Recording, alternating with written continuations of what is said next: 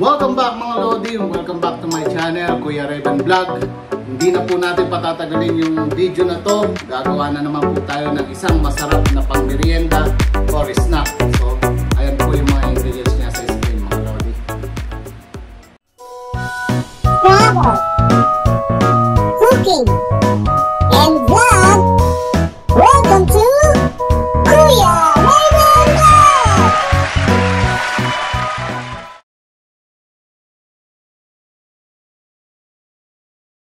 Dito mga Lodi, pagsasamasamahin natin yung dry muna. So meron ako ditong 1 cup na tapioca starch. Yan, mga Lods. Then kukuha rin po ako ng 1 cup na brown sugar. Yan mga Lodi. Then pagkatapos ng 1 cup brown sugar, so yung brown sugar natin mga Lodi, pwede kayong gumamit ng white sugar din.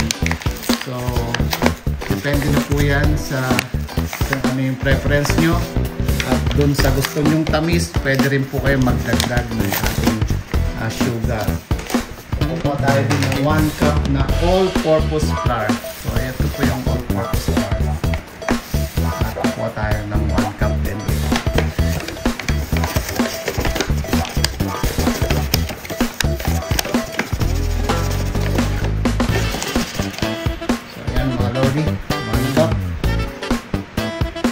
At syempre, haluin natin yan muna mga Lodi. Haluin nyo muna mabuti.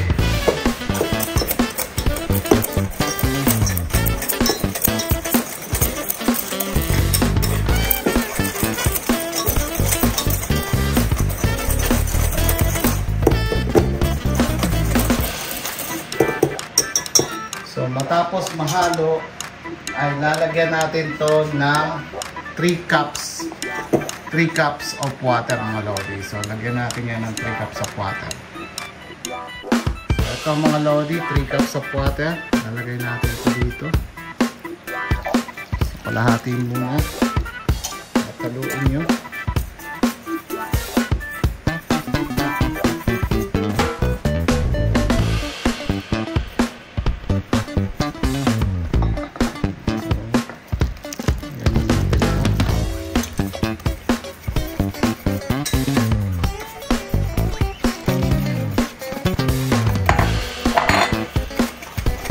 Haluin nyo lang mabuti mga Lods hanggang sa mawala yung mga lumps nya o yung buong harina o yung flour. So ganyan lang mga Lodi ang gagawin ninyo. Then maglalagay tayo dito ng 1 tablespoon na lye water. So ito yung lye water. So lye water mga Lodi, 1 tablespoon. So wag nyo pong sosobrahan, kailangan ay 1 tablespoon po ang inyong gagamitin.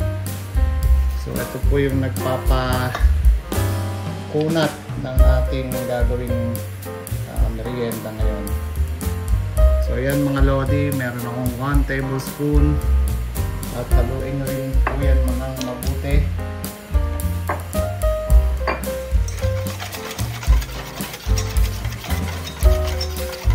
Ganyan lang kadali ang gagawin natin mga Lodi dito sa ating dessert. At instead na gagamit tayo ng annatto seed, annatto powder para sa pangkulay nito.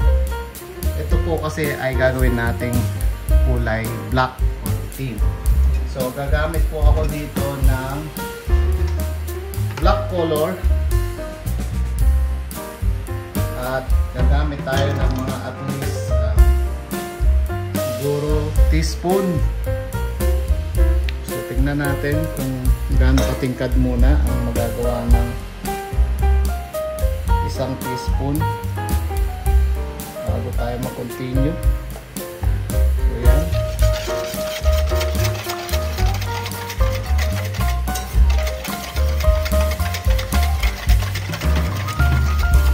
So hindi Hindi pa siya matingkad na itim. So gagawin natin 2 teaspoon. So dahan-dahan lang. Ayan natin to.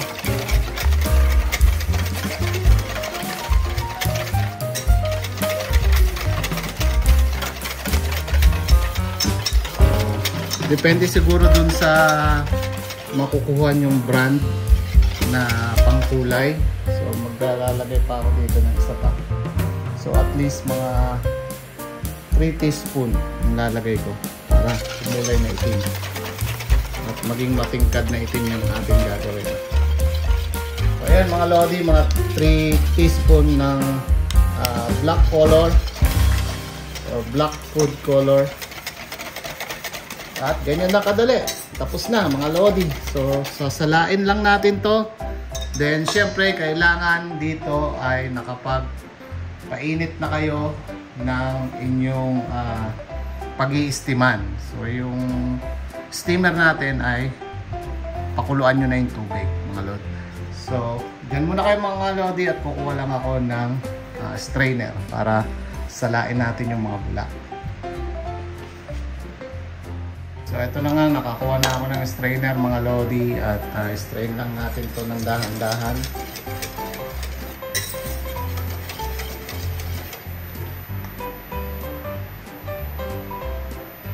Para maalis din yung mga buo-buong harina natin dito or yung ginamit nating mga flour.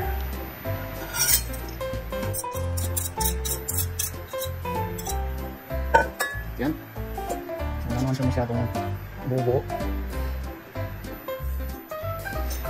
At pagpapahingahin lang natin to hanggang sa yung mga maliliit na bula ay humupa or mawala. Ito na nga mga lodi, ito yung paglalagyan natin yung sa steamer.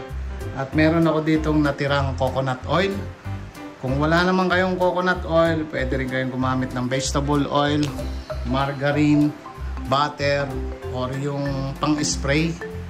So pwedeng pwede. At ang molder ko po dito ay ayan. Wow, social, di ba? So pwede rin po kayong gumamit ng ganito mga lodi ha. So ang gagamitin ko lang po ng sa akin para may style ay itong lalagyan ko dito. At kung wala kayo mga lodi, so ganito na lang ulagyan nyo. Or dyan sa Pilipinas merong aluminum or stainless na ganito na lalagyanan na molder. So yun po yung gamitin nyo mga lodi. At syempre ito ay papahiran na natin ng oil. Huwag masyadong pahiran, so konti lang para lang hindi masyadong dumikit ang ating gagawing merienda dito. So tatapusin ko lang to mga lodi. At lalagyan na natin to.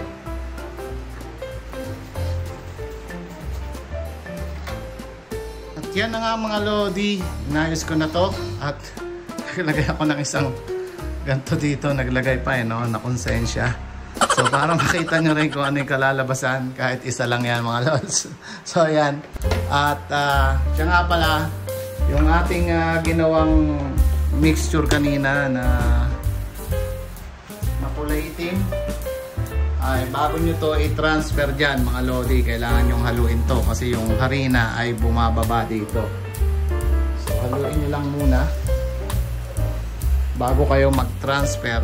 At bago nyo yun gawin, kailangan kumukulo na rin yung steamer nyo. So ganun po ang technique dyan mga lodi. So yan, so ilalagay na natin yan mga lods. So maglagay na tayo dito mga lodi.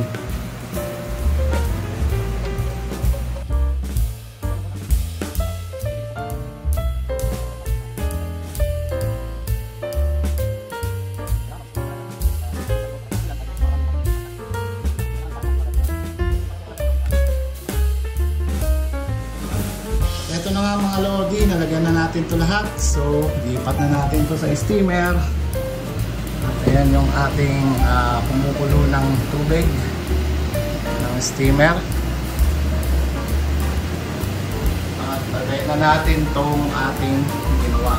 So right away mga lodi, kailangan ilagay nyo na yan dito. Yan.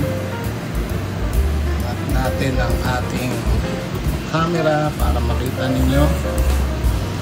Yan po. Usog natin to. Yan mga lods. At syempre yung pantakip nyo ay lagyan nyo po ng ganito. So para hindi malagyan ng tubig yung ating ginawang dessert. So maghintay tayo ng 20 to 25 minutes dito mga lodi para maluto yung ating merienda. So dyan muna kayo mga lods, then maghintay tayo ng 20 to 25 minutes. At ito na, saan na natin yan? Yun, lodi. So okay na siya. Wala na ako nakikitang umuuga-uga. At tingnan yung mabuti, focus natin mga lods. So pagkatapos nyan ay maggagawa na tayo ng presentation, pero bago yon ay palalamigin din natin yan mamaya mga lods. So hintay-hintay lang uli at maghintay tayo ng mga ilan pang minuto para matuyo yung ating dessert. Diyan muna kayo mga lods. So dyan nga mga lodi, nanda ko na yung pagpapalimagan natin. So ito na po, na-transfer ko sa tray yung ating ginawa. At dito ay tututukan ko lang siya ng ating ventilador or fan para lumamig yung ating ginawang dessert. So maghihintay ulit tayo ng mga ilang pang mga minuto bago natin i-serve yung ating dessert. So hintay tayo ulit mga lods. So dito mga lodi, medyo malamig-lamig na yung ating ginawang dessert. So nandito po may coconut oil ako at gagamit din po ako ng gloves. So ano ko lang po to, isasawsaw ko dito. At magpupunas tayo.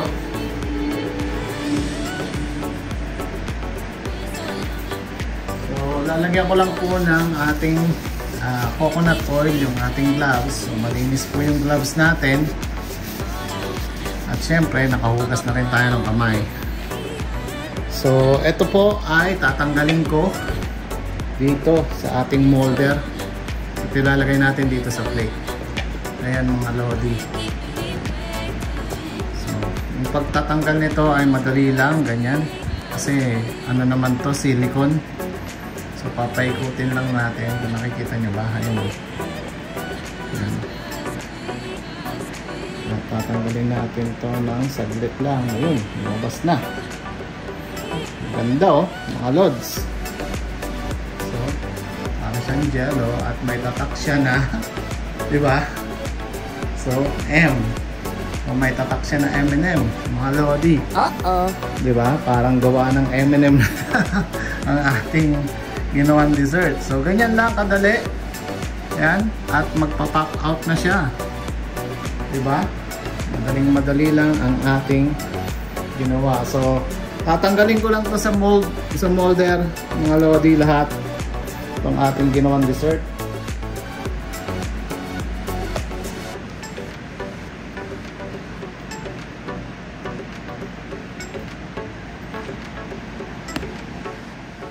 At yan na nga mga lodi, yung ating presentation plate. So mag-aayos lang tayo dito. So ilalagay na natin tong may M. So bahala na po kayo kung paganyan o paganyan kung gusto nyo. Pero sa akin, siyempre lalabas natin yung M. So yun po.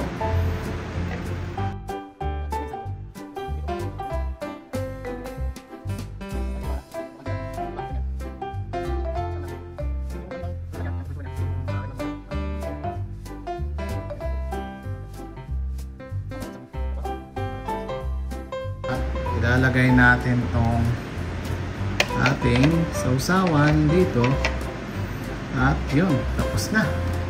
So yan na mga lodi, at papakita ko na sa inyo yan ng close up yung ating ginawa. So, eto na mga Lodi. Tapos na yung ating dessert or pang-snack na ginawa. At ayun, nakikita nyo, may letter pa yan. Mga Lods. So, ito po ay tinatawag na Black Conchilta. So, yan po yung ating ginawa. At yung toppings po ay nasa sa inyo na rin po yan. Kung gusto nyo gumamit nito, dulce de leche or caramel. Kinudkod na nyug dahil kutsinta po to, yun po yung regular na nilalagay talaga dito. Cheese or desiccated coconut na sinangag or free-night ng kaunti para maging tostado or toasted desiccated coconut. Yun. So yan na po ang ating black kutsinta na ginawa. So tingnan nyo na mga Lodi.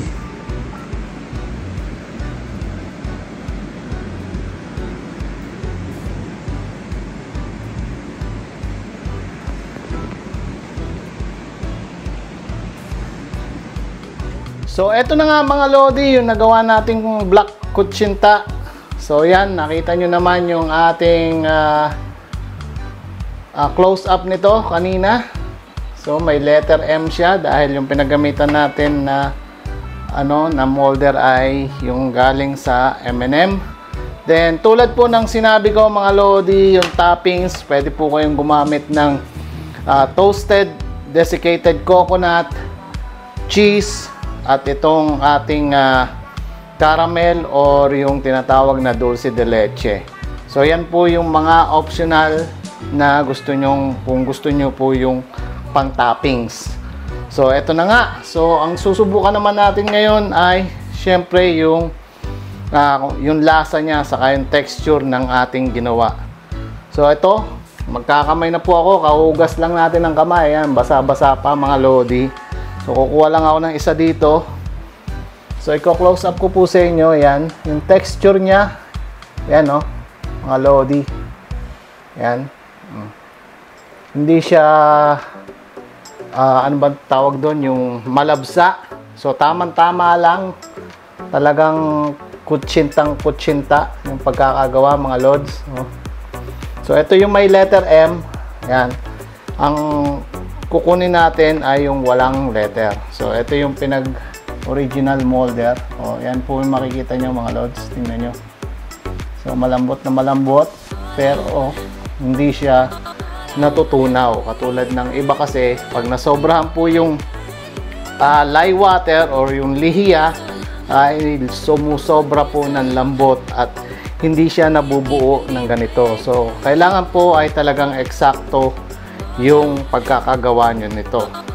So yan, so hindi ako pwedeng ng matamis mga Lodi, pero para sa inyo ay gagawin ko to.